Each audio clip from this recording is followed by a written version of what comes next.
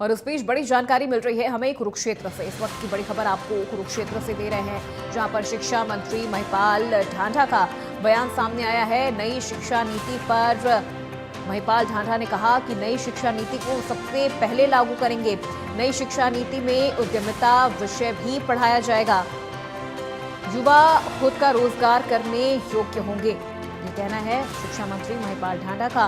उन्होंने कहा कि नई शिक्षा नीति को सबसे पहले लागू करेंगे। इस वक्त की ये बड़ी जानकारी आप तक पहुंचा रहे हैं, जहां शिक्षा मंत्री महिपाल ढांढा की ओर से कहा गया है कि नई शिक्षा नीति को सबसे पहले लागू करेंगे।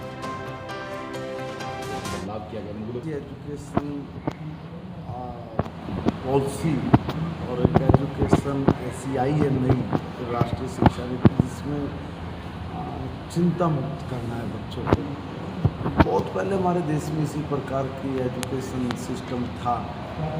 धीरे धीरे वो वक्त के अनुसार कुछ चीज़ों में चेंजिंग आई है, मगर हमें अपना स्ट्रक्चर खुद खड़ा करना पड़ेगा अपने हिसाब से, अपने लोगों के हिसाब से।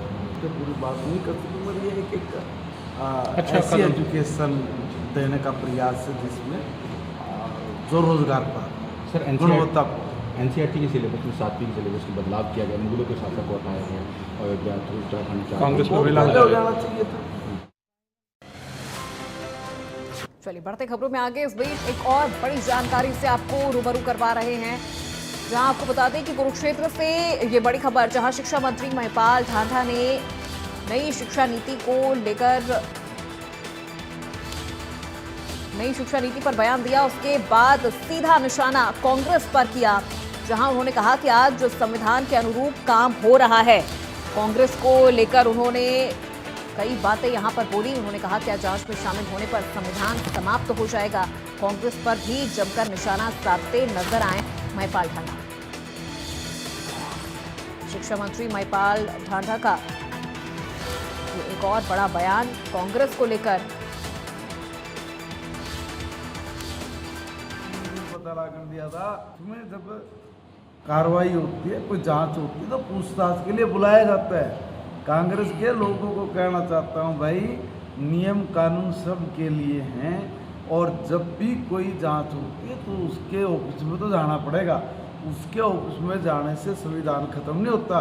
संविधान तो 1975 में आया था 25 तारीख को, जब तुमने सारे देश को गला घोट दिया था। ये लोकतंत्र की हत्या करी थी।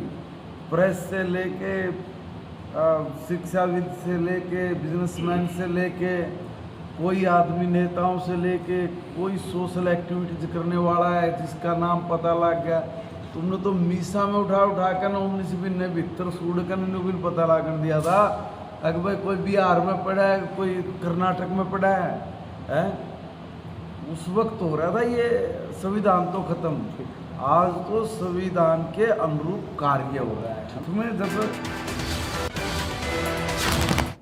चलिए बढ़ते खबरों में आगे। हरियाणा के होनहारों को नायब सरकार ने सम्मानित किया है। सीएम नायब सैनी ने उन सभी अभ्यर्थियों को सम्मानित किया है